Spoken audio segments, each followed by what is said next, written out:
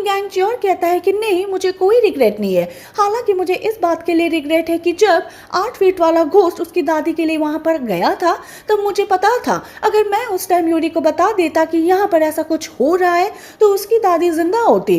Gang jure बाद में चला गया था और आगे आकर यूरी से मिलता है। गैंग ज्योर से कह रहा होता है कि तुम यहाँ पर क्या कर रही हो, क्या तुम मुझे फॉलो कर रही हो।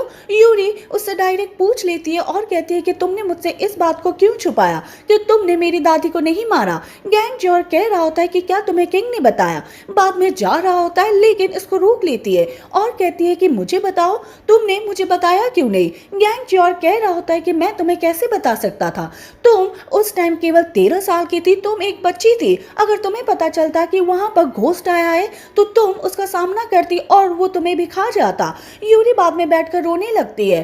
सुबह हम यूरी को देखते जो चोरी छुपे बाहर जा रही होती है, लेकिन अब यॉन गैप की मॉम ग्योम आती है और कहती है कि तुम कहां पर जा रही हो, तुम जाने से पहले खाना खा लो। लेकिन वो मना कर देती है और बाद में भाग जाती है। ग्योम बाद में गैंग ज्योर के पास आती है और कहती है कि तुम क्या कर रहे हो, लेकिन गैंग ज्योर कोई रिस्पॉन्स नहीं कर रहा था। बाद में बाहर आता है, बीबी से बात करता है और कह रहा होता है कि मैं यूरी के बारे में चिंता कर रहा हूँ, तुम उसके साथ रहना, अगर कुछ भी गलत हो तो मुझे बता देना। हालांकि बीबी पहले मना कर देता है लेकिन बाद में सोचता है कि मैं गैंग ज्योर के बारे में यूरी को बता सकता हूँ और इनको अलग कर सकता हूँ। बाद में कहता है कि ठीक है, मैं यूरी के पास ही रहूंगा। वहीं हम वॉन यू को देखते जो किंग के पास आया हुआ था।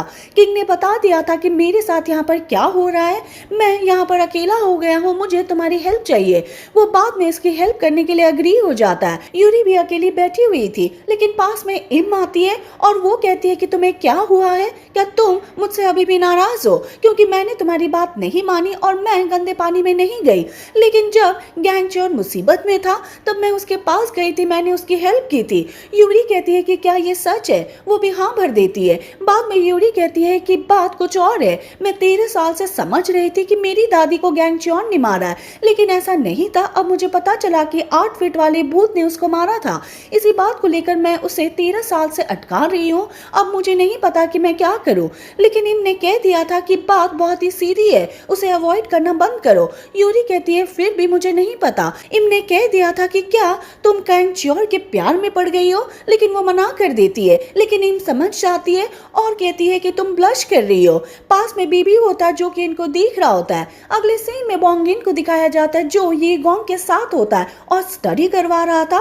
बातों बातों में उसे यॉन गैब और यूरी के बारे में पूछ लेता है कि वो बार बार तुम्हारे रूम में आ रहे। बोंगिन फिर अपने आंख से कहता है कि पोंग सैंग सही कह रहा था, वे दोनों हमारी प्लानिंग को बर्बाद कर रहे हैं।